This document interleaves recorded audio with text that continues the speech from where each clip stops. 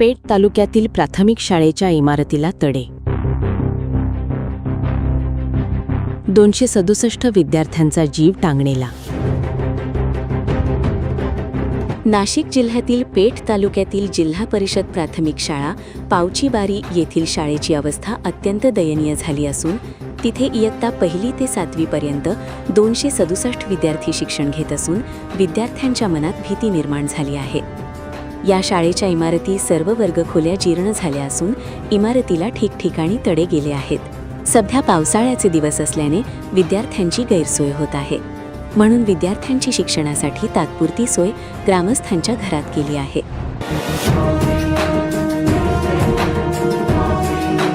म्हणून शासनाने याची तात्काळ दखल घ्यावी अशी मागणी जोर धरू लागली आहे. आपल्या नाशिक जिल्ह्याचे मुख्य कार्यकारी अधिकारी श्री ओंकार पवार तसेच लक्षवेधी टीव्ही न्यूजचे मुख्य संपादक यांचा संवाद. नितीन चौधरी बोलतोय, लक्षवेधी टीव्ही न्यूज संपादक. साहेब, विषय असा आहे, पाहुची बारी नाही का? हा बोला. पाहुची बारीची जी शाळा आहे ते तिथं ते ग्रामस्थ आणि सरपंच तिथं आपल्या ऑफिसला आले होते. तर ते अजून तरी तिथं कोणी प्रशासन अजून तिथं पोहोचलंच नाही. नेमकं काय विषय आहे ते? तिथं शाळेला तडे गेले. जिल्हा परिषद प्राथमिक शाळा आहे. त्वरित जाऊन इंजिनियरला मी अहवाल उद्यापर्यंत न्यायला लावलाय. बर. हॅलो, करू आपण ते. ती आलेच माझ्याकडे फोटोग्राफ, आपण करू ते. मला आमची शाळा खूप आवडते. आमच्या शाळेत आम्ही आनंदाने शिकत होतो, पण आता शाळा खूप जुनी झालेली आहे. भिंतींना मोठमोठे तडे गेले आहेत. 8 ऑगस्टच्या भूकंपाने एका वर्गाची भिंत पडल्यामुळे आम्ही शाळेत बसत नाही.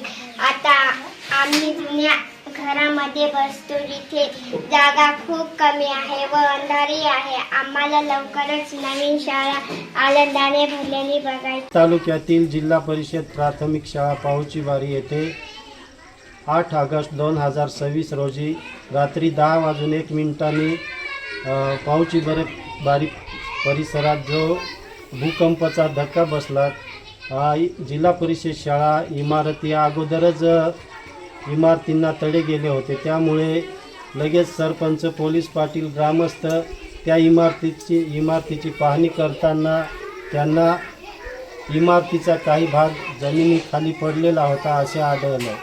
त्यामुळे विद्यार्थ्यांची सोय त्यांनी खाजगी घरामध्ये तात्पुरती सोय केलेली आहे. आणि लगेचच शालेय शिक्षण मंत्री दादाजी भुसे, नामदार झिरवाळ साहेब, शिवसाहेब यांची भेट घेऊन लगेचच त्यांना कळवले. त्या अनुषंगाने लगेचच त्यांनी त्याच्यावर पॉझिटिव्ह आहेत. ते खाजगी पालकांच्या घरामध्ये मुलांची व्यवस्था केलेली आहे. भविष्यात काही कमी जास्त झाल्यास त्या गोष्टीस पालक किंवा शिक्षक आणि पोलीस पाटील, सरपंच, ग्रामस्थ हे जबाबदार राहणार नाहीत.